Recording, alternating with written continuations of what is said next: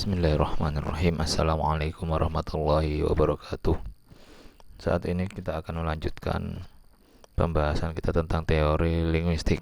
Minggu kemarin kita telah membahas teori linguistik awal, yaitu teori linguistik struktural yang membahas tentang struktural Ferdinand de Saussure.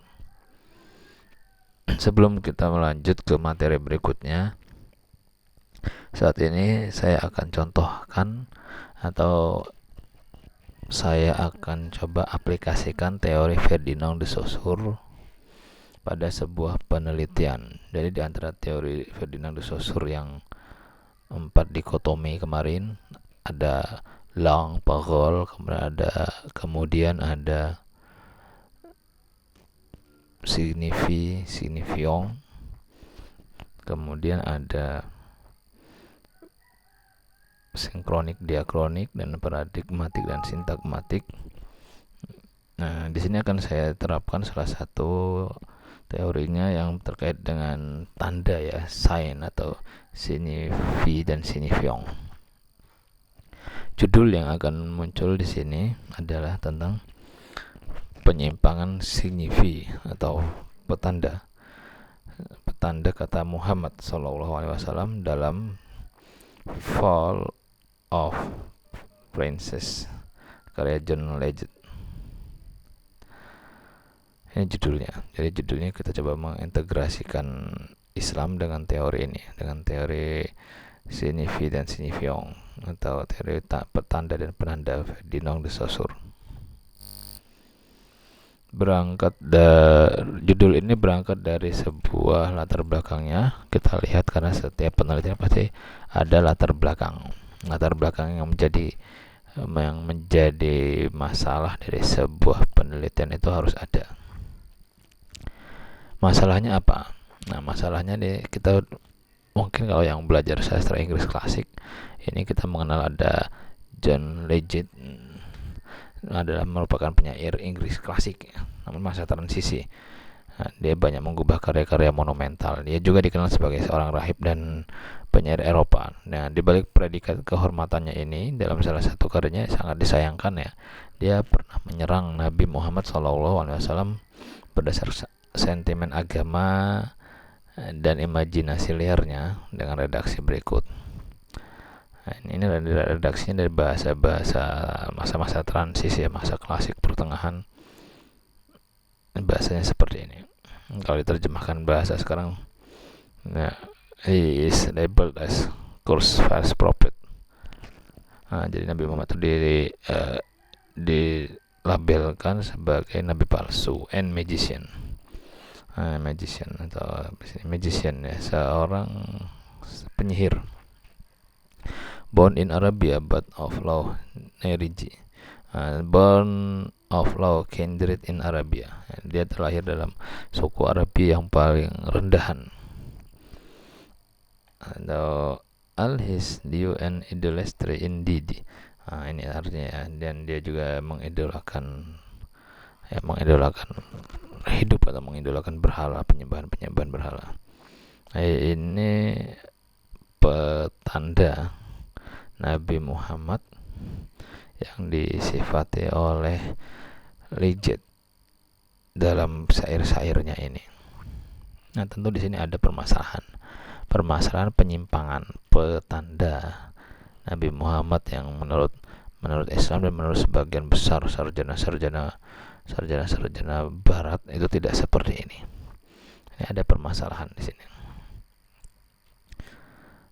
Karena Nabi Muhammad disifati dengan petanda atau dideskripsikan dengan petanda yang tidak sesuai dengan penanda aslinya. Sumber syair ini ada di karya klasik. Nah, kemudian di sini kita lihat landasan teorinya. Yang dipakai adalah satu, karena kita tadi di judul bicara tentang penanda dan petanda, ya, yang muncul adalah teorinya Ferdinand de Saussure ini. Penanda itu adalah urutan fonemnya, petanda itu adalah maknanya. Nah, dalam teori tadi kan ada penyimpangan makna. Petanda itu istilahnya adalah penyimpangan makna kata Nabi Muhammad. dalam teori tadi. Ini teori, landasan teorinya. Langsung ke contoh analisisnya. Di sana di syair-syair puisi tadi dikatakan bahwa Nabi Muhammad itu lahir di Arabia dengan dari suku yang terendah. Jadi apa tandanya Nabi Muhammad seperti ini, atau maknanya Nabi Muhammad itu disifati seperti ini? Padahal kalau menurut sarjana-sarjana Muslim, nah di sini menurut Pak Quraisy Shihab misalnya, suku yang paling berpengaruh di Arab, khususnya Mekah, adalah suku Quraisy.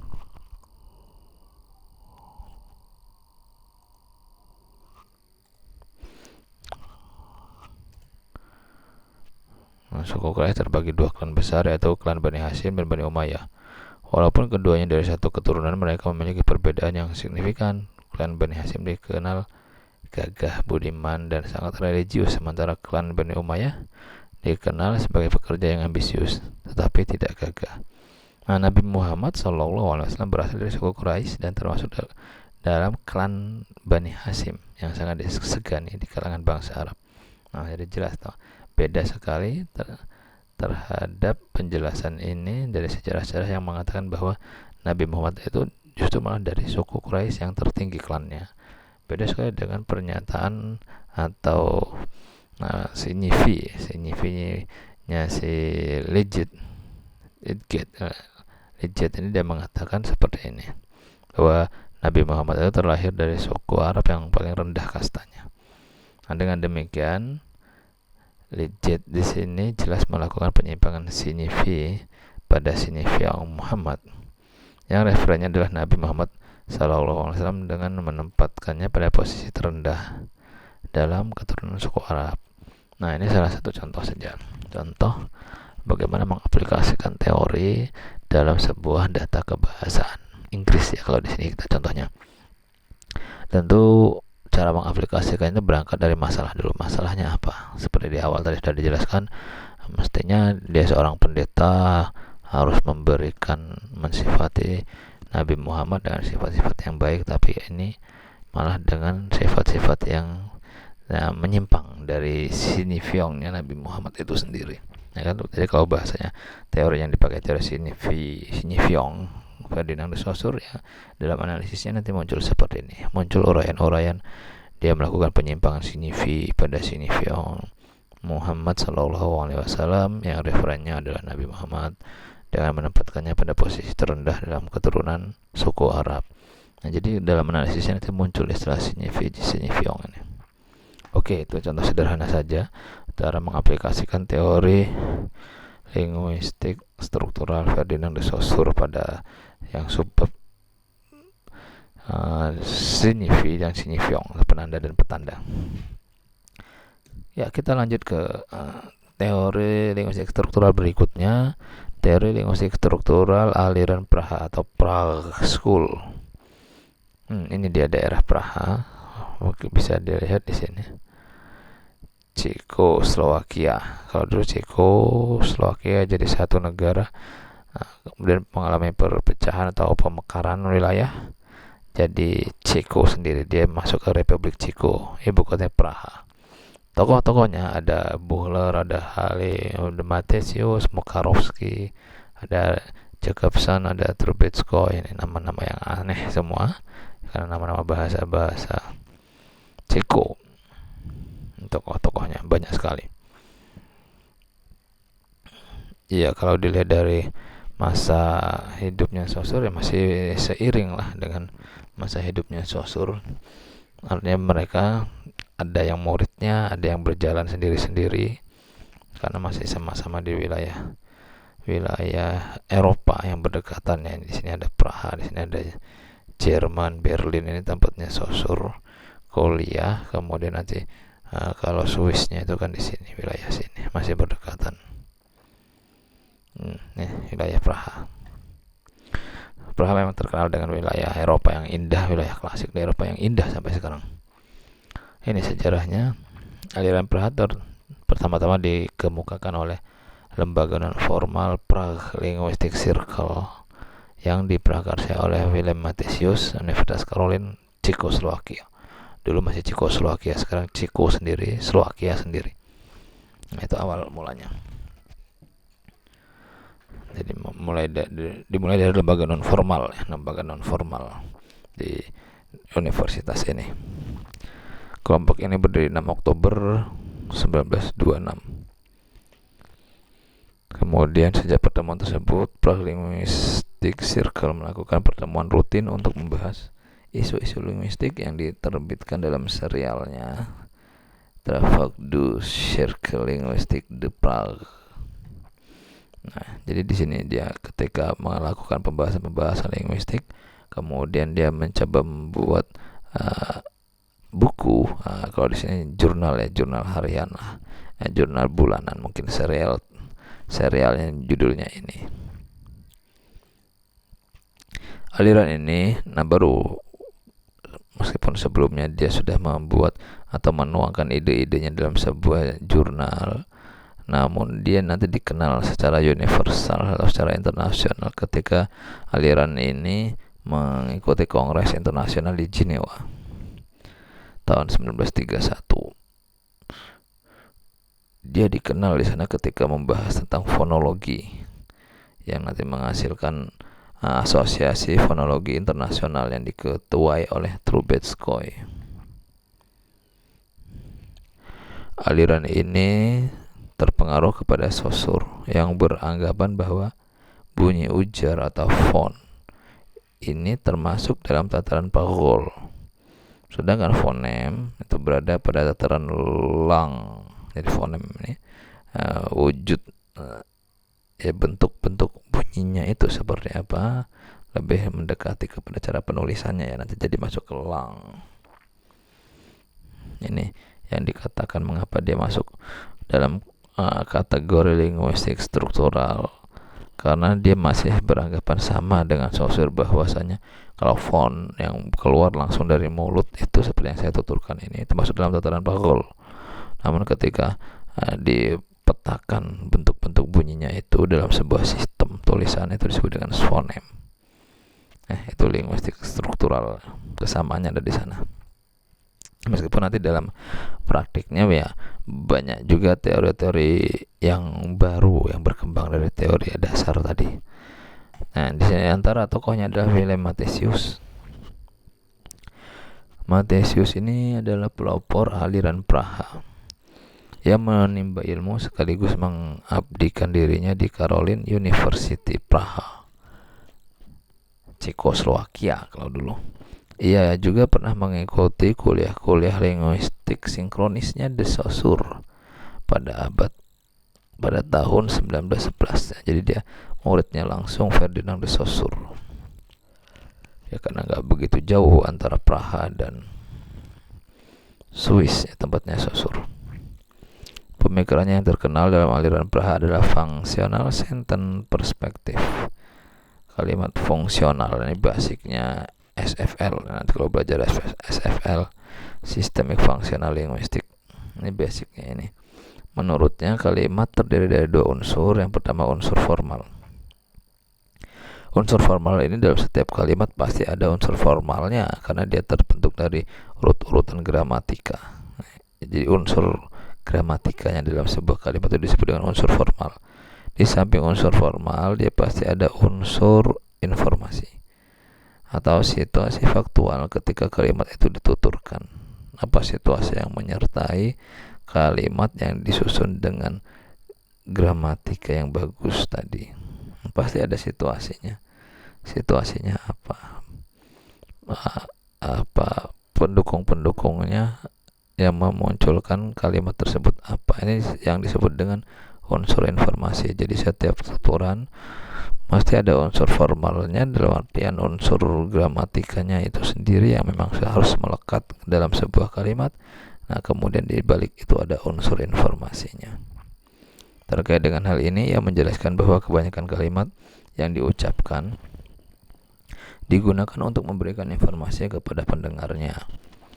Sehingga muncullah istilah tema, apa yang dibicarakan, dan rema, yang dikatakan mengenai tema, theme and rhyme kalau bahasa Inggrisnya. Contoh sederhana begini. This argument I can follow. berikutnya, I can follow this argument. This argument kalau dilihat dari bentuknya, ini dari unsur informasi, unsur formalnya adalah objek. Secara gramatikal dia sebagai objek.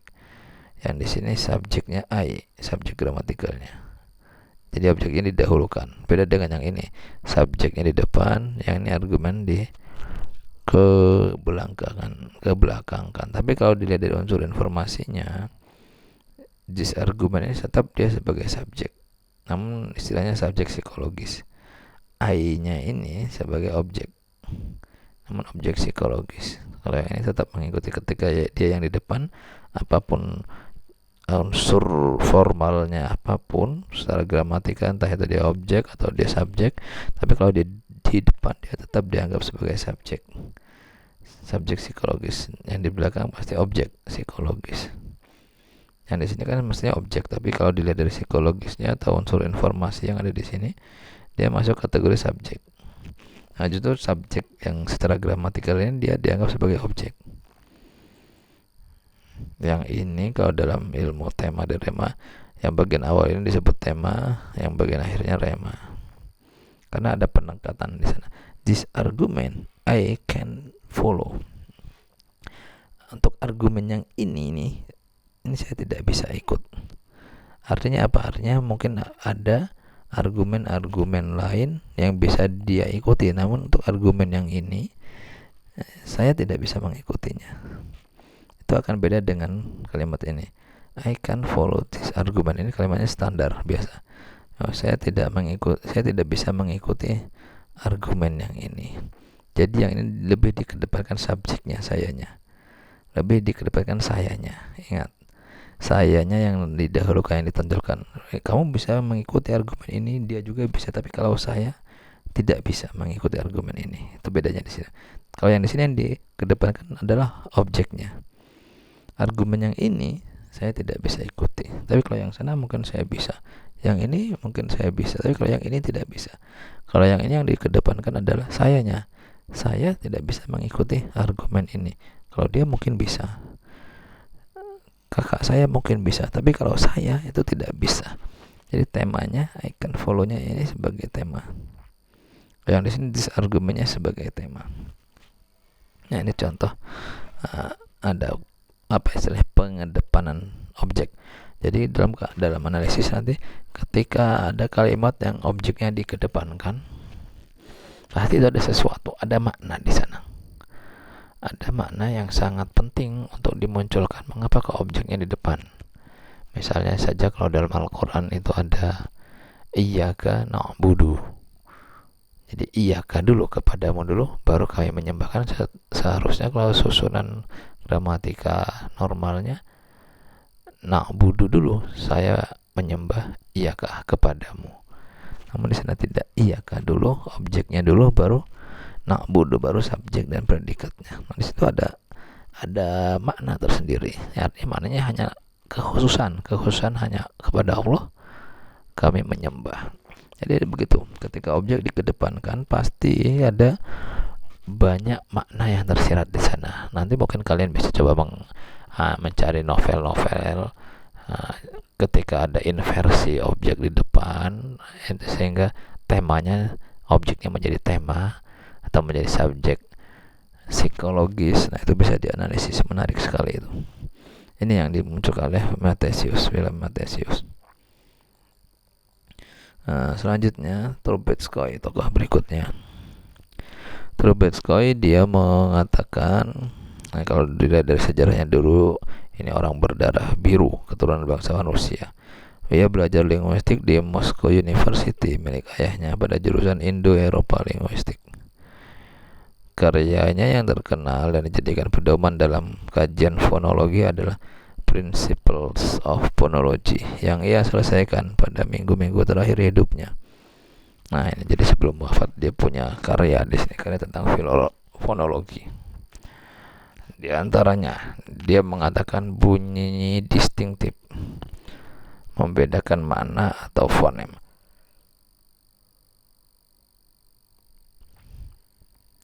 Dengan teknik minimal pair atau pasangan minimal. Jadi memasangkan fonologi. Aliran ini dapat membedakan bunyi yang membedakan makna atau fonem.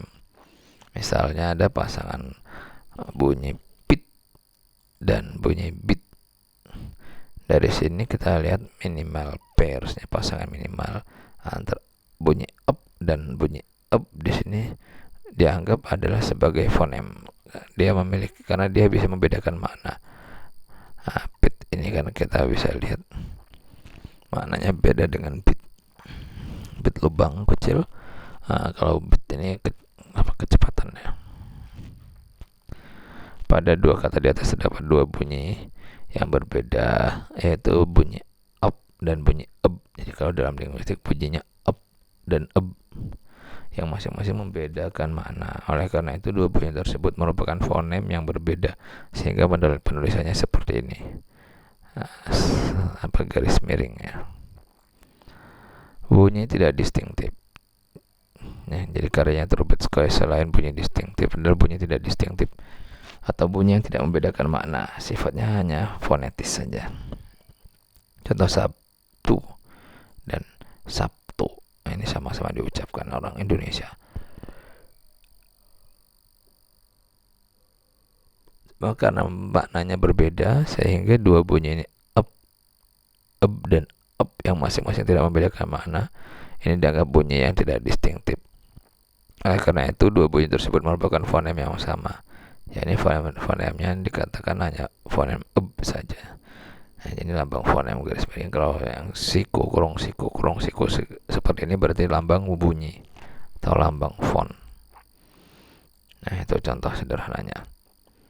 Selain menemukan fungsi distinktif dalam bunyi dengan teknik oposisi fonologinya, Trubetskoy juga mengenalkan adanya archifonem dan morfonologi.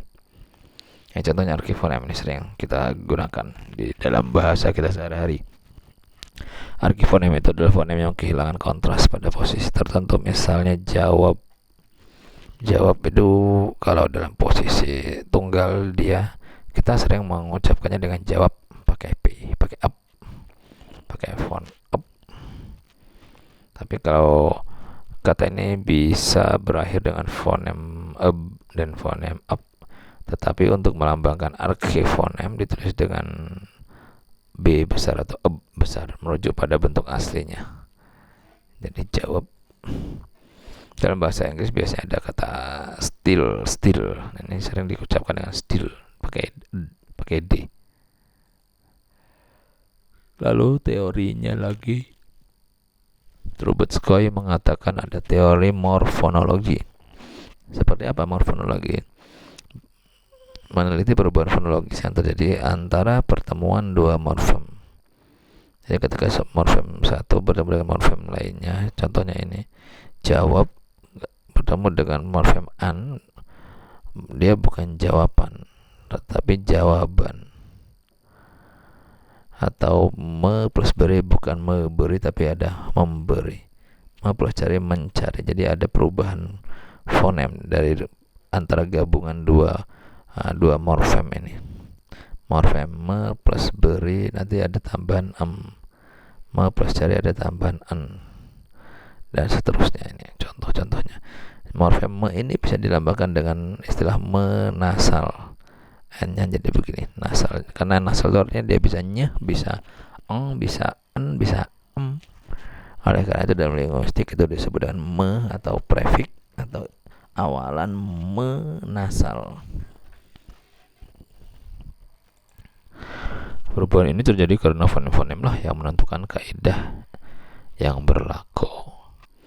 Jadi karena pertemuan fonem-fonem itu sendiri terjadi kaidah-kaidah ini.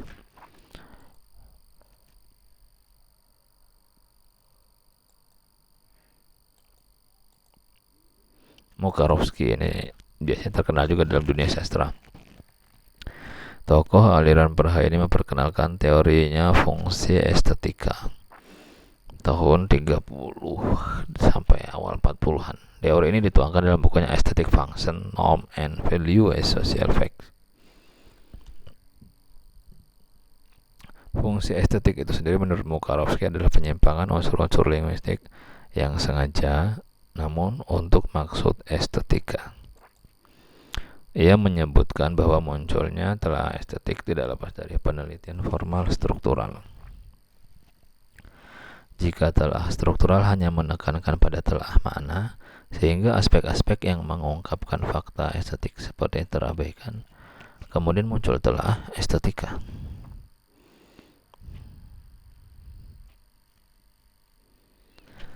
Jadi mungkin dia berangkatnya bosan dari penelitian struktural sehingga dia ingin melihat aspek-aspek estetik. Nah, contoh di sini telah ini sangat dapat digambarkan dalam bidang penerjemahan dan bidang sastra. Dan dengan teorinya ini ya dianggap sebagai peta dasar teori resepsi sastra. Nah, jadi kalau belajar tentang resepsi sastra, tokohnya ini Mukarovsky.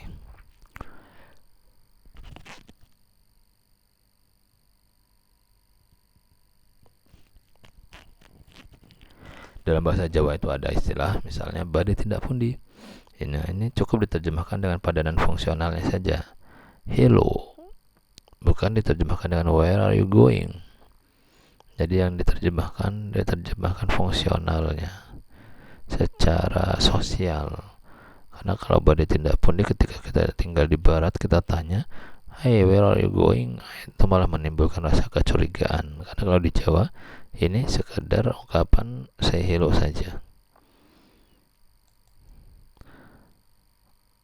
Afwan misalnya kalau dalam bahasa Arab ucapan terima kasih ini cukup dengan diterjemahkan padanan fungsionalnya sama-sama, bukan maaf.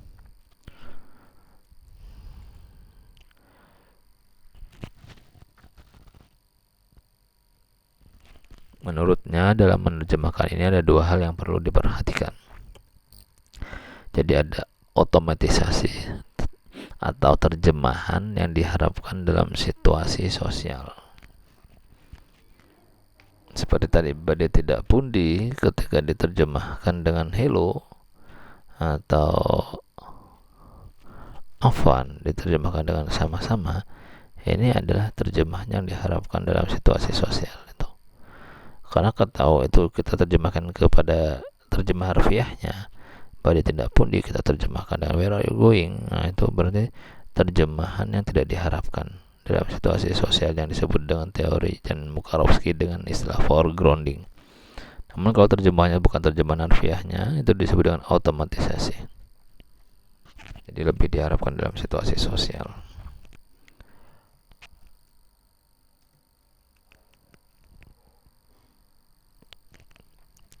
Teori ini juga banyak digunakan dalam menelaah unsur-unsur linguistik yang menyimpang dalam karya sastra, terutama puisi.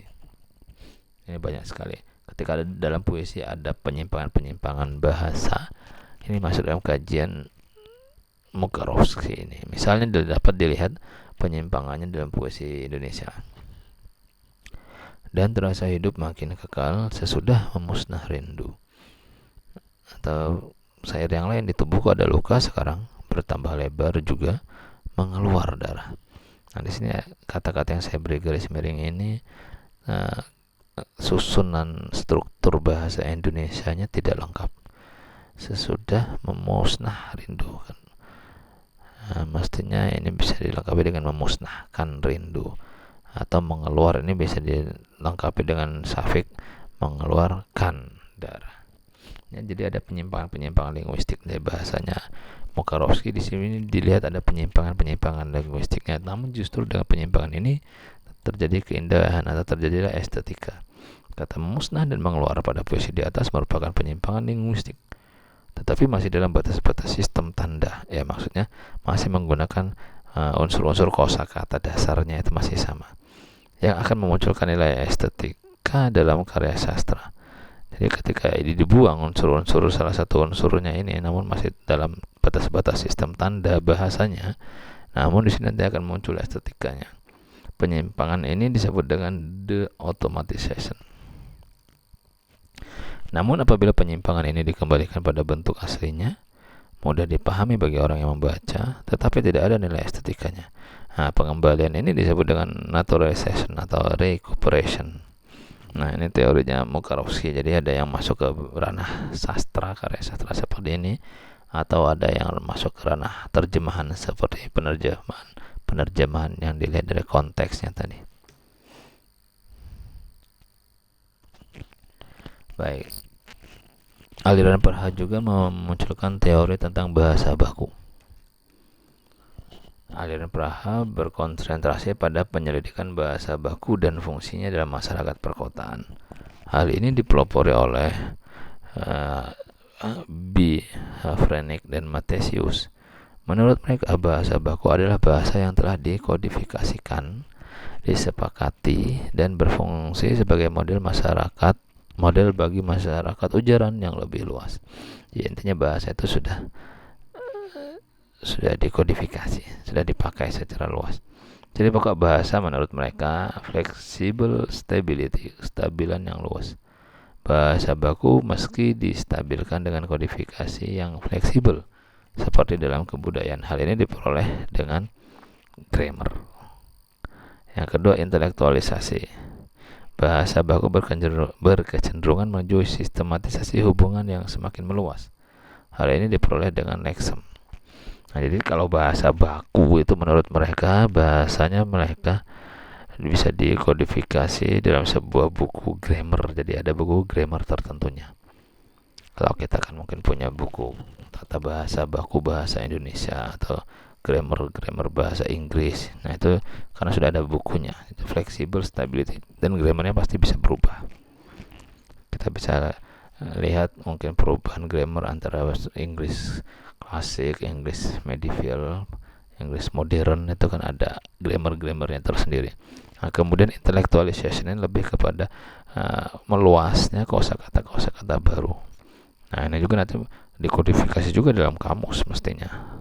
Karena bicara tentang lexem, ketika lexem itu sudah disepakati oleh masyarakat tutur, nah mesti harusnya masuk dalam kamus.